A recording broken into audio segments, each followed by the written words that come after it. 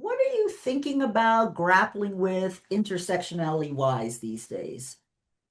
Such a great question. And thank you so much for inviting me into this space and welcoming me. I'm seeing so many faces I know. Hello, everybody.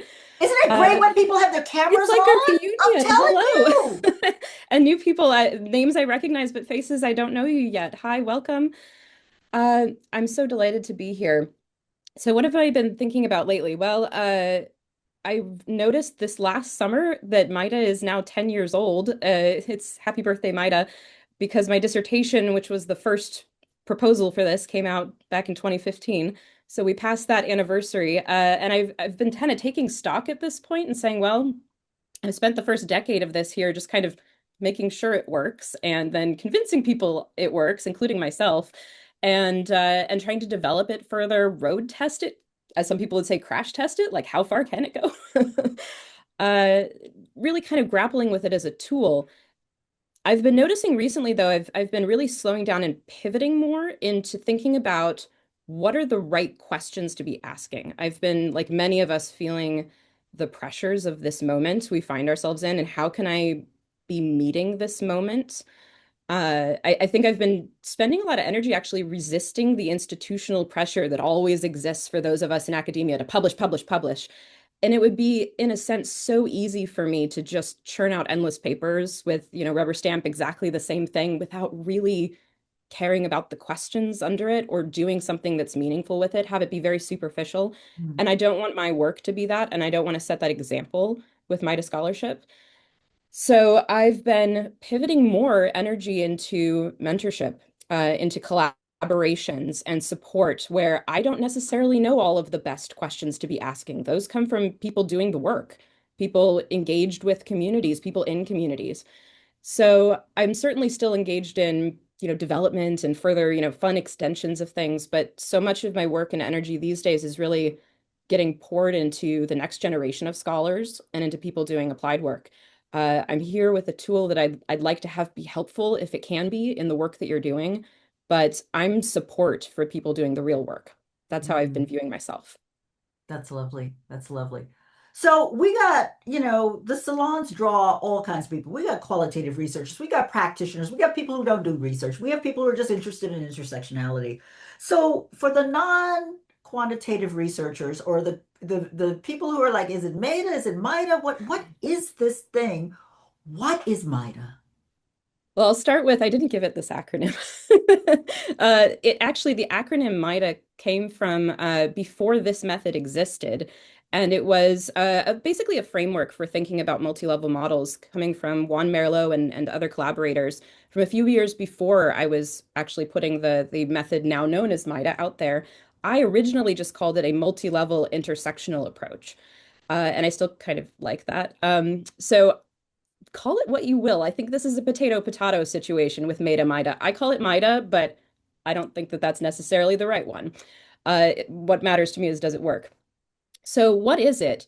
Well, it's a tool where we're using multi-level models to be more inclusive in our prediction of or estimation of inequalities in an intersectional framework. Now, I've often gotten the question, why would we want some fancy new tool? Why do I have to learn multi-level modeling? Why do I have to go to all of this trouble if I just want to do some quantitative intersectional work? I have tools that do this already. So for me, this comes back to the origin story for MAIHDA, which was as a graduate student with a background in activism in the disability justice community, and who was very attuned to the needs of people who were not getting heard in a lot of academic spaces. I was reading a lot of work. I actually remember as a graduate student, Dr. Boleg, reading one of your articles from, I think it was 2008, being like, yes, this is exactly what we need. And I engaged with the intersectional scholarship. I started reading, the works of Black feminist scholars and others saying, as we are moving into a quantitative space, as we bring this into a quantitative kind of health inequalities space, we're running into some problems. How do we actually live up to the dream and the demands of this framework, which is to be more inclusive, to think critically about systems of oppression and multiple systems of oppression at the same time? But we have real world data limitations. How are we going to do that? So this was really born out of a desire to take that seriously. How can we be more inclusive in our scholarship? How can we include greater diversity in our scholarship? And how can we do all of that without worrying that we are actually misestimating things? Our sample sizes are getting too tiny in certain groups. We want to maintain robustness of our predictions. We want to make the most of our data, but we also want to live up to this dream, right? So that's where that came from, was that goal. And tell us about your dissertation research. So it was actually the MAIHDA work came out of one chapter of my dissertation. It was a loosely held together set of chapters where the big theme was, hey, we have really big questions, and here's some possible methods tools for pushing on all of these. One of the other chapters was actually thinking about integrating social network analysis into multi-level modeling frameworks. Mhm. That became a thing and is still popular in some spheres, but for me, the MAIHDA one was always the real heart of what I was doing because it was tapping into something that felt quite deep and Mhm. personal to me. Mhm. And apparently it has resonated with others. I loved your title for this, by the way, Mad About MAIHDA, because I feel like, there's the interpretation of I'm mad about it in a good way and then mad about it in an angry way. It's Exactly. kind of done both. Well Exactly. branded there.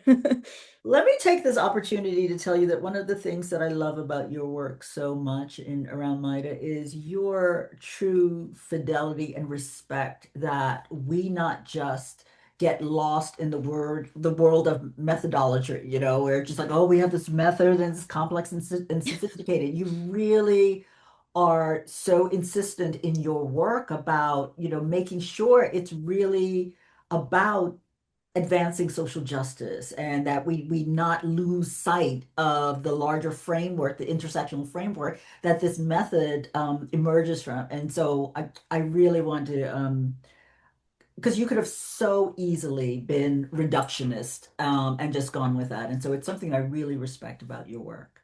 Thank you. It's definitely I felt the push toward that constantly. The okay, you've set this up. Now let's figure out if it's really racism or sexism or something else. There's so many Yeah, ways that people want to take it and run in a direction that moves so quickly away from intersectionality. And I'm really happy to hear you say that. Thank you. It's yeah, been no, important to me because to actually it have matters. Yeah, fidelity to that original critical theory coming from Black feminist scholars. yeah, yeah.